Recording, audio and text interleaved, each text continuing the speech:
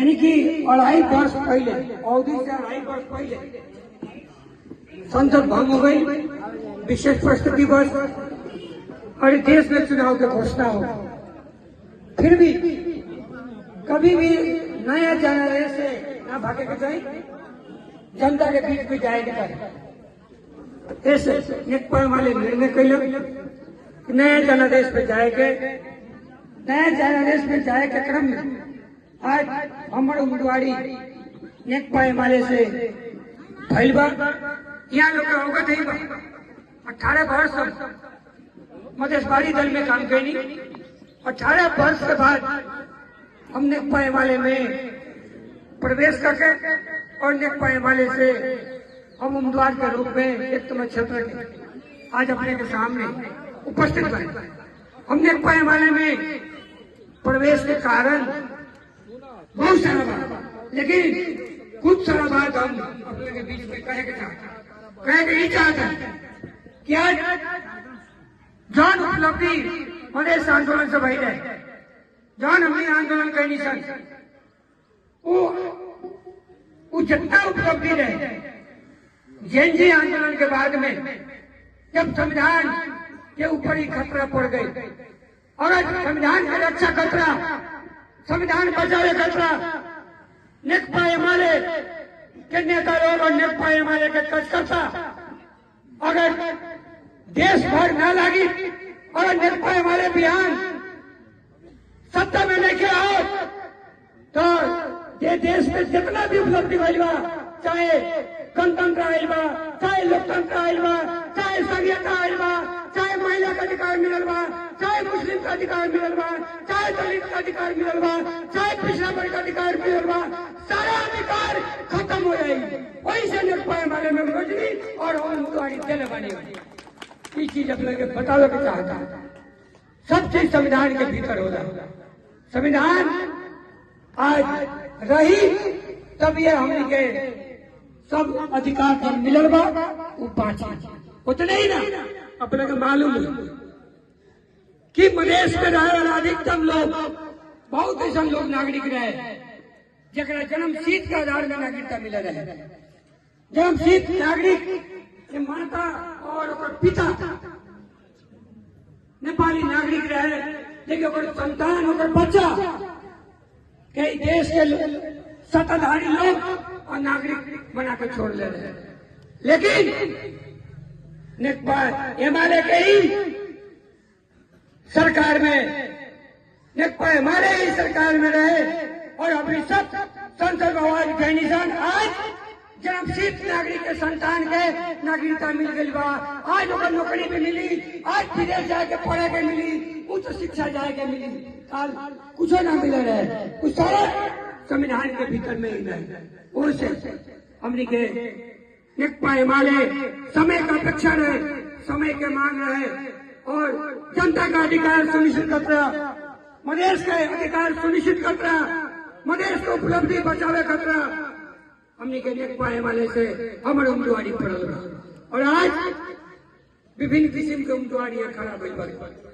अपने देखे तो सबसे पहले उम्मीदवार देखल जाला, ये उम्मीदवार कैसन बा, ये उम्मीदवार कोनो दुख सुख में समाज में आई कि ना आई, ये उम्मीदवार जनता के काम करी कि ना करी, ये उम्मीदवार विकास करी कि ना करी, ये सब देखा जला। हम अपने के दर्शावे के चाहते हैं कि आज जौन जौन उम्मीदवार लोग खड़ा भइल बा, एक आदमी सरलाई जिला से आइल बा, होटल व्यवसायी उनकर यहाँ कुछ नहीं करे। सरलाई जिला का 3 जिला टॉप के जिला में आइल बा, काहे कि उ सोचता है कि यही जिला के लोग कि हम चकमा देके वोट ले लें, लेकिन वो लोग ये नहीं के सोचा यहाँ के राजधानी जनता, यहाँ के मिट्टी से जन्मल जनता बा, वो कभी भी बाहरिया के जगह न दी, बाहरिया के बाहर भेज दी,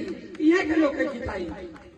तो सरकार उम्मीदवार बा अपने के उद्योगपति जौन आदमी कभी भी जनता के बीच में ना रहा, सिर्फ चुनाव के पहले दिखाई दी। चुनाव से पहले कभी ये गांव में ना देखले हो, कोनो वार्ड में ना देखले हो, कोनो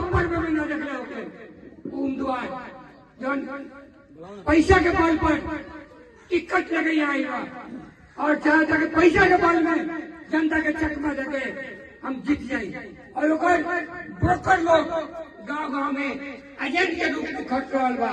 ऐसे हम अपने का अनुरोध करें कि अपने लगन सबसे पहले उम्मीदवार रखा जरा कि अपने का उम्मीदवार विकास प्रेमी बा कि ना, अपने का उम्मीदवार सुख दुख में काम लगल बा कि ना, अपने का उम्मीदवार जनता के संकट पड़ल बा तो काम लगल बा कि ना, ये देखे के पड़ी। फल खाने पानी का भाव बढ़ लगा, पानी पिए के दूध छोड़ दी, एक एक बूंद पानी रहे लोग तर सकते हैं, नहाए के बाद छोड़ दी, शौचालय में जाए पानी न रहे। लेकिन हम यहाँ के अपने के जिताओ सांसद रहनी, अपने के मत से जिता के भेज रहनी, संजोग बस देश के खाने पानी मंत्री रहनी, उस समय हम जनता के बीच में खड़ा बहनी और एक हफ्ता के भीतर हर एक घर में हम पानी पुगा देनी। वो अपने के बेटा आई हम जन अपने के संगठन में काम लागल पानी। लेकिन जन अपने आप के लोग कहता कि हम बड़का उद्योगपति है, बड़का पैसा वाला है, तो जनता के जब समस्या पड़ल तो उतना बड़का उद्योगपति बा और प्रतिभा तो 200-400 बोरिंग करवा देना चाहिए, जनता के घर में पानी पुगवा देना चाहिए। लेकिन उस समय में काय काम लगा जनता के, काय जनता के बीच में आ गई एगो बात काय के उगरा जनता से मतलब नहीं के 2-4 गाँव का टाउटर लोग बा वही लोग से मतलब बा, वही लोग से काम लोग बा। तो सरकार बात अपने देख ली उन नेता लोग है जो नेता लोग कभी भी अपने के समस्या में खड़ा ना भाई, कभी भी केकरो बियाह में व्रत बंद में ना जाए, कभी भी कोई मुस्लिम समुदाय के ईद बकरीद हुई तो द्वार पर शुभकामना देवे ना जाए।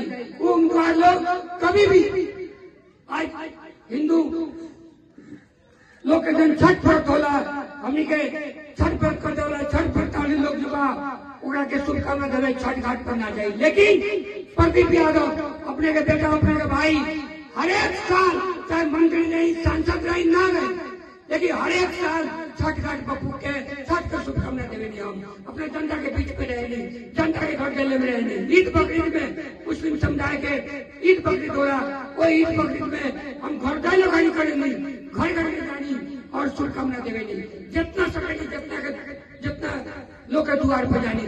लेकिन ये उम्मीदवार लोग के कब देखले बने अपने छठ घाट पर गई, कब देखले बनी ईद बकरीद में केकरो घर में जाके शुभकामना देवल, ये कभी नहीं जाई लोग।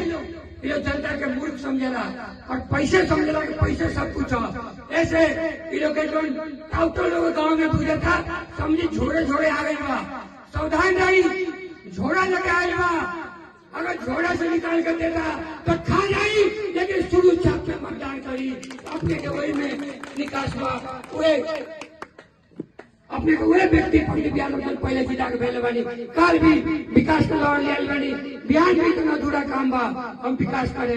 इतने कहा संपूर्ण साथी लोग के, हमनी के माता बहन लोग के, हमनी के भैया लोग के, सब लोग के धन्यवाद दे और फिर से नेकपा हिमालय के सूर्य चिन्ह में मतदान करी अपील करत हम विदा लेते। धन्यवाद, नमस्कार, अभिवादन।